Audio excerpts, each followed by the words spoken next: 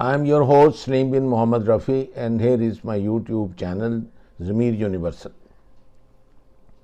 What is the long-term agenda of the Zionists or the Jews? They want to do the God's creation and promote transgender, and this is why you see the laws, this is why you see the misquote of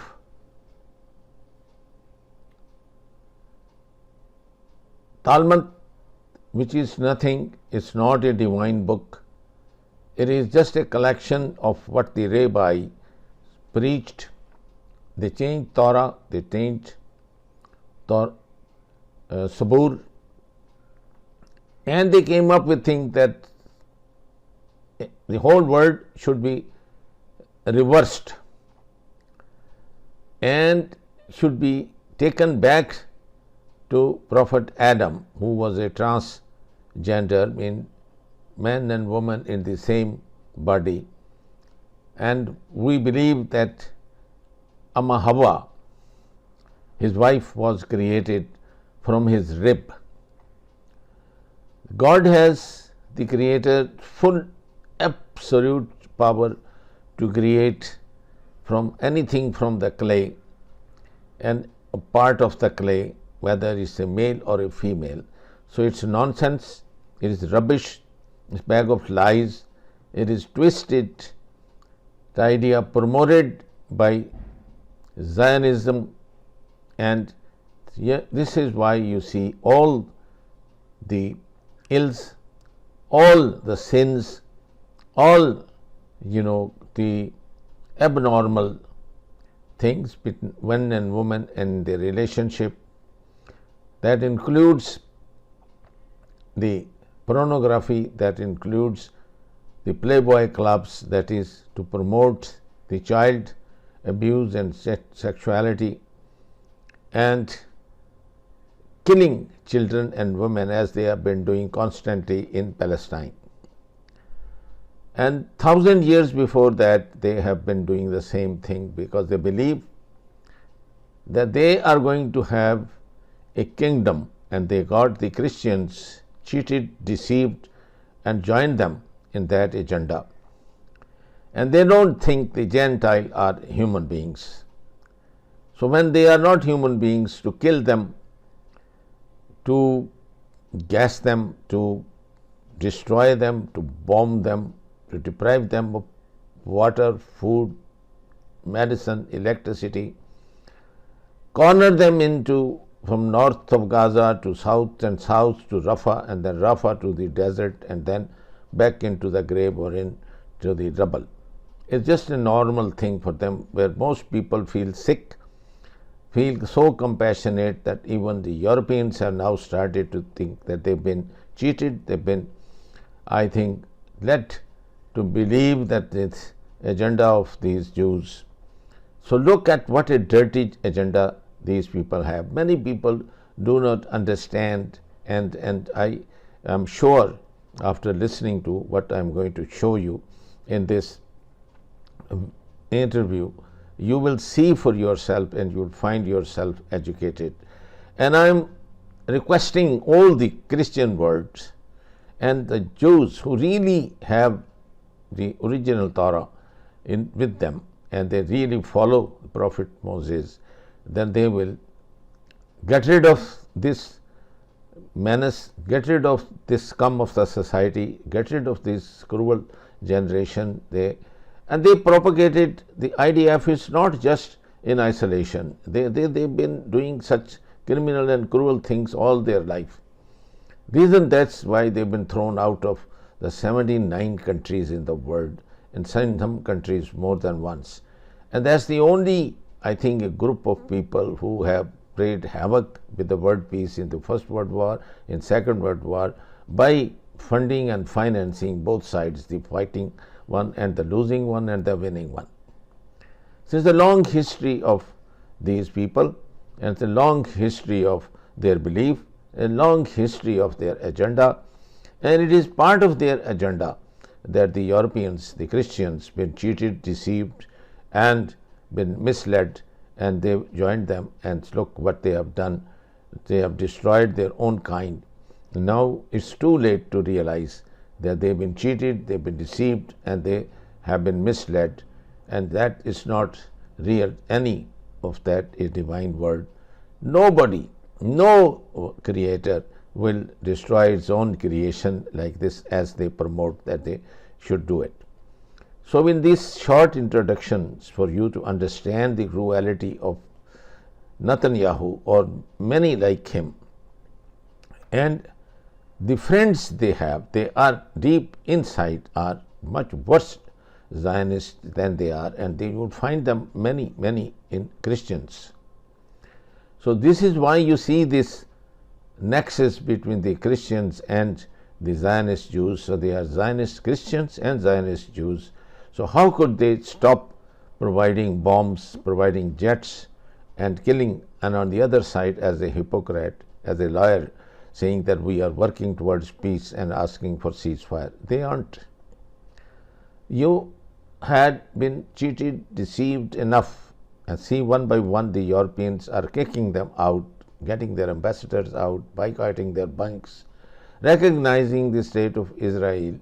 And it is about time that all the Muslim countries, especially the Arabs, they wake up from this sleep and get rid of this idea of transgenderism and LGBT and all the ills and sins being promoted in the West, and then collecting money from them, because money is their God, money is their everything, and money is the cause of every sin, whether it is a wine, woman, or war.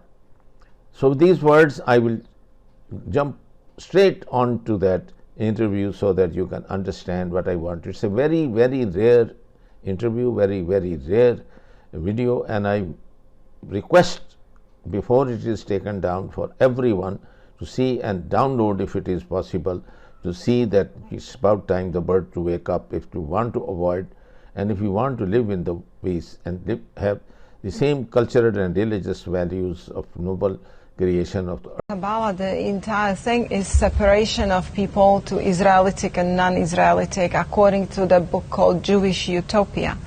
Now, they are building their own kingdom. It's the Jewish earthly kingdom with headquarters in Jerusalem, where their AI Messiah will be, and they're going to rule the world through the law. You know, it will be international, one law, one religion, basically Luciferian religion. So yes, in a Talmud, this is the Jewish earthly kingdom, and this is why the Zionist Christianity have embraced Kiliism. They have embraced, or Chileism, I don't know how you would say. Kiliism, which means 1,000. 1,000. Where they get the 1,000-year millennial reign. Exactly, which is a focus on earthly millennial kingdom. And this is how Jews and Christians are getting together, and Christians are so deceived, thinking that they are working for the good thing, for the Jews, like they're helping the Jews. The Jews are supposed to get this kingdom. Yet this is Zoharic doctrine, and it does not have good intention.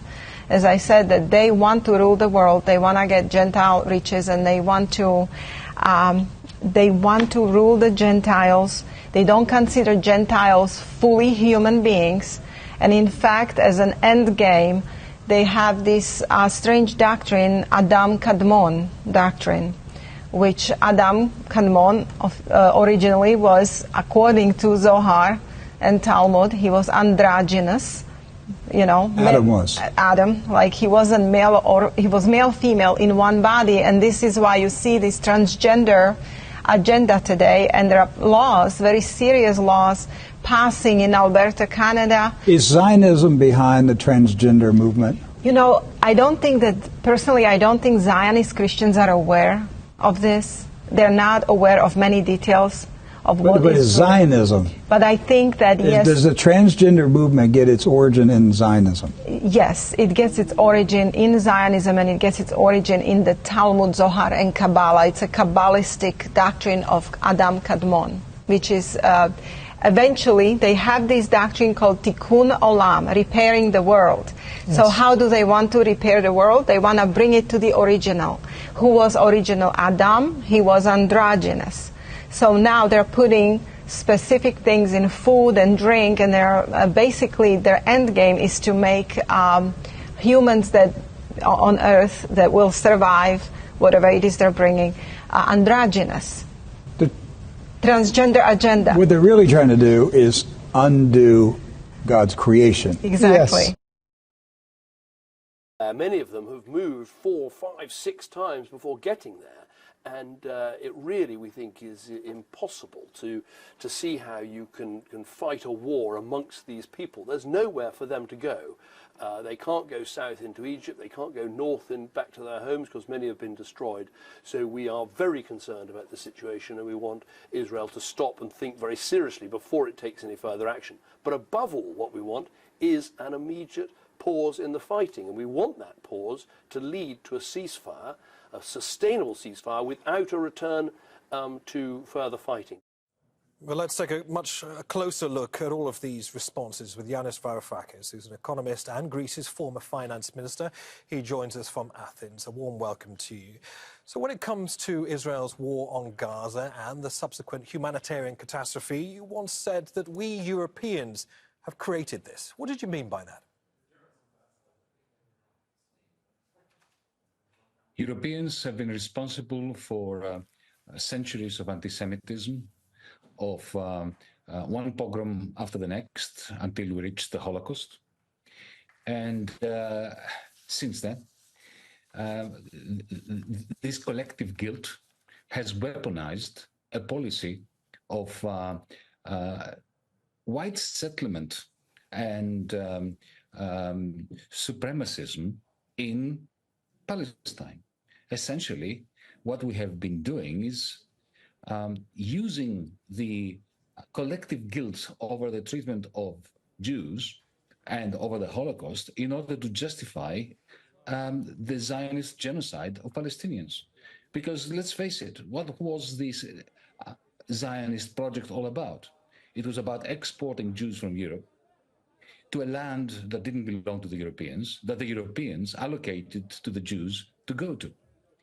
That is a collective project, a European project. It began with the Balfour Declaration, but after 1945, it gave rise to the Nakba.